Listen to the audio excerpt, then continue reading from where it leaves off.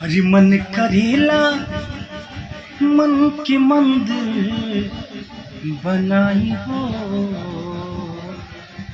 तो हर मूरत बसोले रही, तो हर भक्ति में जिंदगी बिताई हो, हर भक्ति में जिंदगी बिताई हो, तो हर मूरत बसोले, तो हर भक्ति में जिंदगी बिताई हो, नेहतों से लगौले रही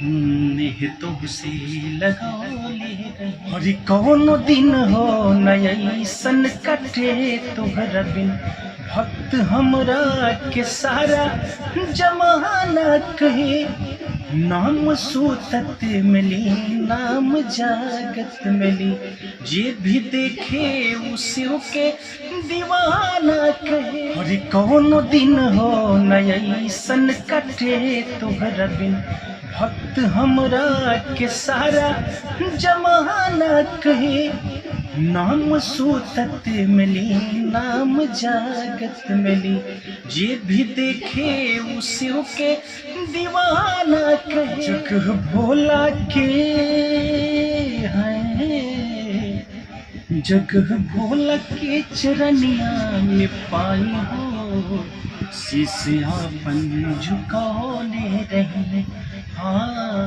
शीशयापन झुकाने रही।